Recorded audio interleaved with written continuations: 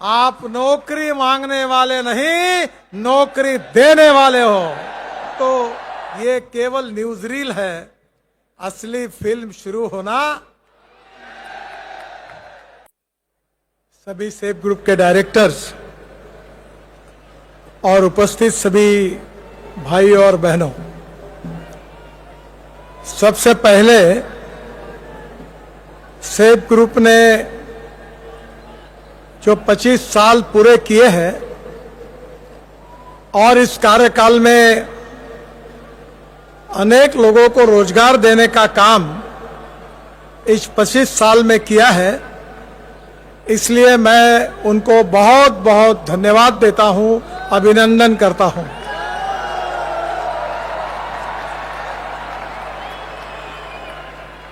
हमारे देश की सबसे बड़ी समस्या कोई है तो हमारे युवाओं को रोजगार मिलना चाहिए। और रोजगार के बारे में स्थिति यह है कि किसी भी देश के विकास में उस विकास को अगर गिनना है तो जीडीपी की बात होती है।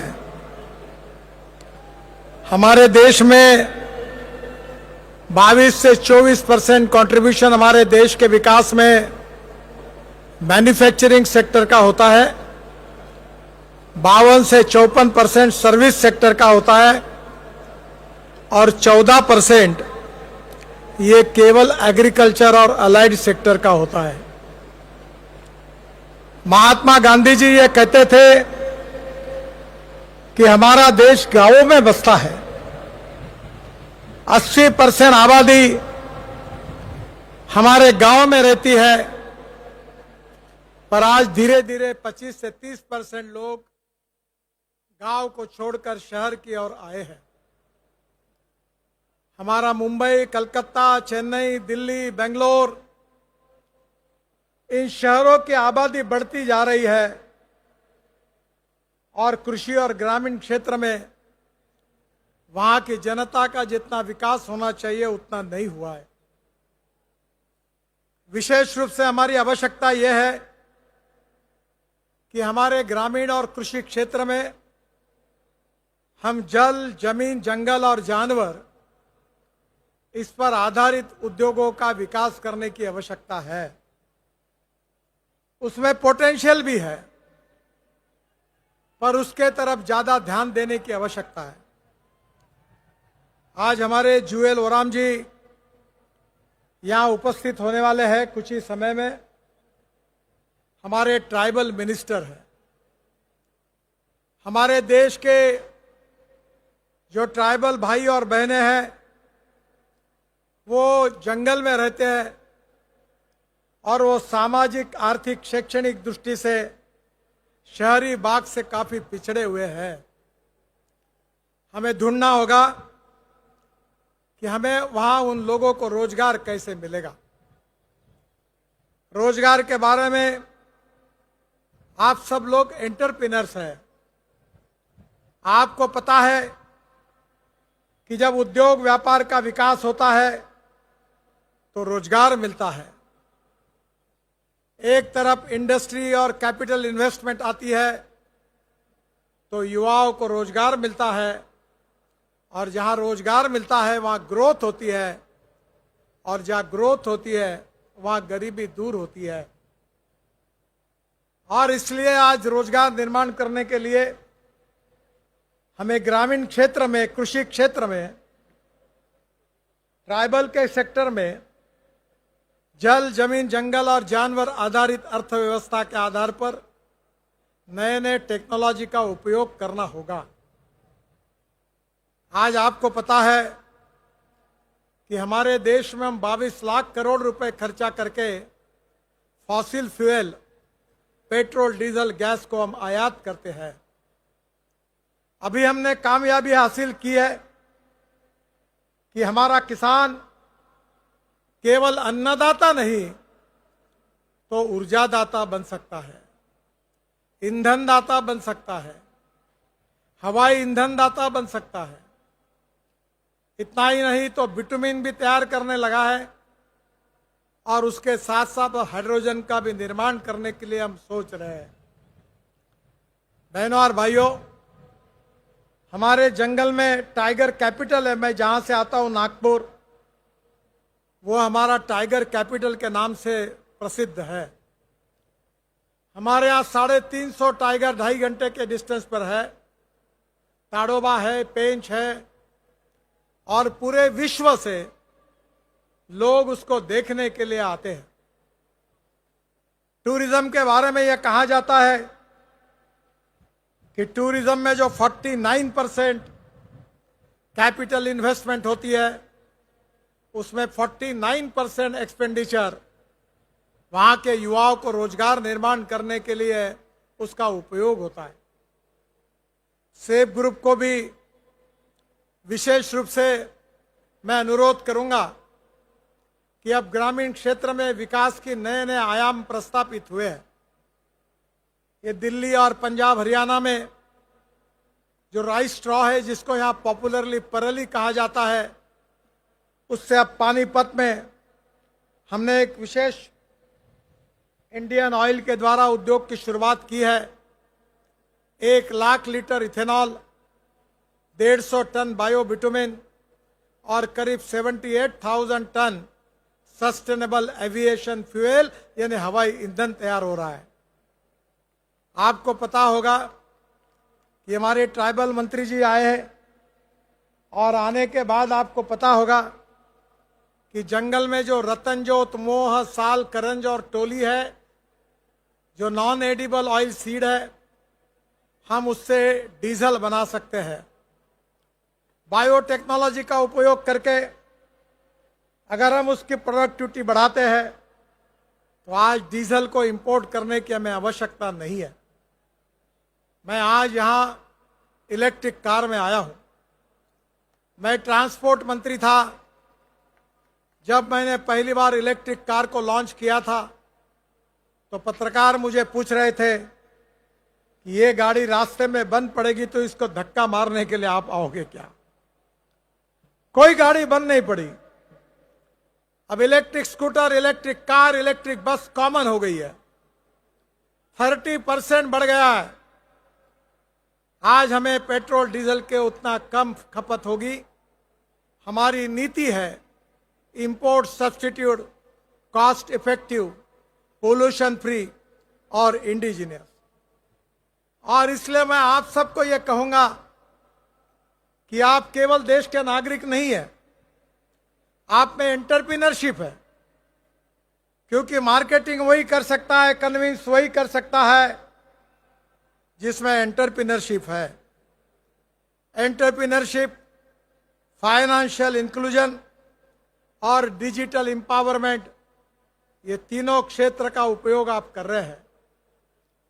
और इसलिए मैं बहुत बार खुद भी याद रखता हूं और मित्रों को भी बताता हूं कि नॉलेज एंड टेक्नोलॉजी हमारे लिए बहुत महत्वपूर्ण है। Innovation, entrepreneurship, science, technology, research, skilled, successful practices, we name it as knowledge, and conversion of knowledge into wealth is a future. और इसलिए मैं आपको कहूंगा कि आपने अच्छा काम किया है कि आप अपने पैरों पर आपने आपके रोजगार को ढूंढा है।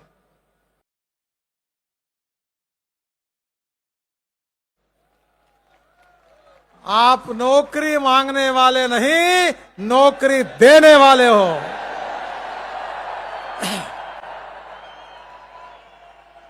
और यही एंटरप्रेन्योरशिप का अर्थ है।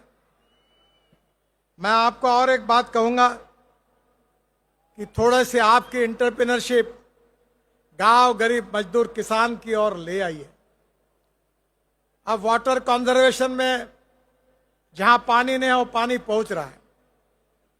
मुझे बताते हुए आपको खुशी हो रही है कि मैं केवल रोड में काम नहीं करता। मैं 2004 से वाटर कंजर्वेशन, ऑर्गेनिक फार्मिंग और हैंडलूम, हैंडीक्राफ्ट्स, बाम्बू, अनेक इसमें रचनात्मक काम करता हूं। और मुझे 16 डॉक्टरेट्स मिली है, डिलिट्स मिली है। और उसमें से 7 डिलीट जो है वो वाटर कंजर्वेशन पर एग्रीकल्चर यूनिवर्सिटी ने दी है। मैं आपसे अनुरोध करूंगा, छोटा सा काम है, दौड़ने वाले पानी को चलने के लिए लगाओ, चलने वाले पानी को रुकने के लिए लगाओ, और रुके हुए पानी को जमीन को पीने के लिए लगाओ। गांव का पानी गांव में, खेत का पानी खेत में, घर का पानी घर में। अगर हमने ये कर दिया तो हमारे किसानों का इनकम 2.5 गुना बढ़ जाएगा। मेरे खेती में यह है, माइक्रोसॉफ्ट और गूगल मेरे खेत के फोटो निकालकर मुझे मेरे मोबाइल फोन पर भेजते हैं और मुझे बताते हैं कि 8 दिन के बाद कौन सा डिसीज आपके गन्ने पर आने वाला है, पानी की कितनी कमी है, कौन से फर्टिलाइजर को देना है। अब टेक्नोलॉजी बदली है और इसलिए हमें टेक्नोलॉजी का ट्रांसफॉर्मेशन गांव, गरीब, मजदूर, किसान में आपके एंटरप्रेन्योरशिप का उपयोग करके करना है। और इसी से हमारी ग्रोथ बढ़ेगी, और ग्रोथ बढ़ेगी तो ग्रामीण इंडिया का भी विकास होगा। हमारे प्रधानमंत्री का मिशन है कि हमारे देश को वर्ल्ड की सबसे 3rd लार्जेस्ट अर्थव्यवस्था हमको बनाना है।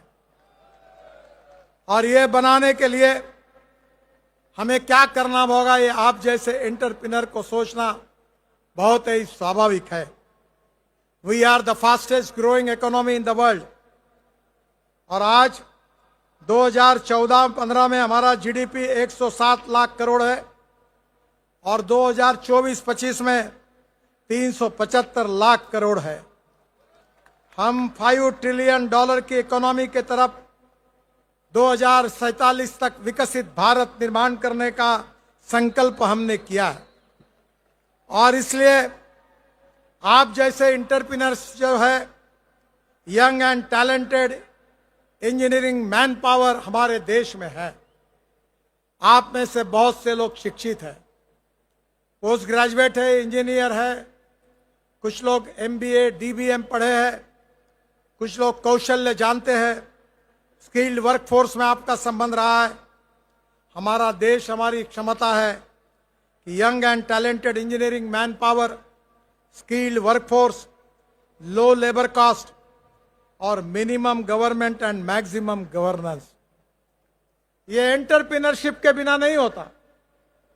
और आप में एंटरप्रेन्योरशिप है, इसीलिए आप मार्केटिंग में सक्सेसफुल हुए हैं। पर मार्केटिंग में सक्सेस होना यह आपका प्रिलिमिनरी सक्सेस है।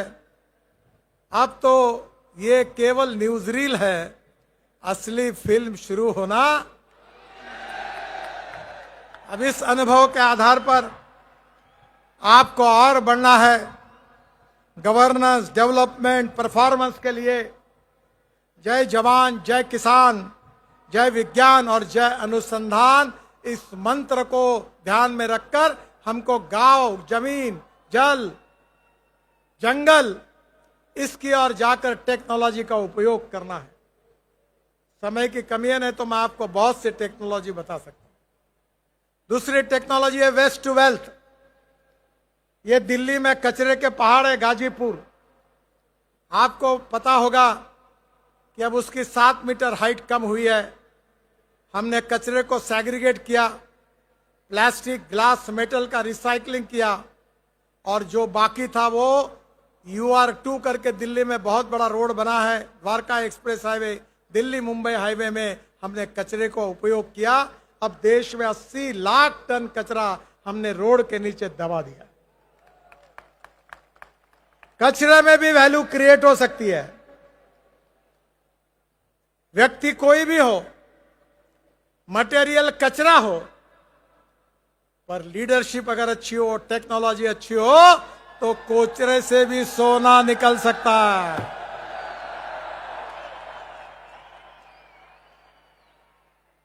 और इसलिए मैं आपको बताना चाहूंगा कि conversion of waste into wealth, ये दूसरी फिलॉसफी है।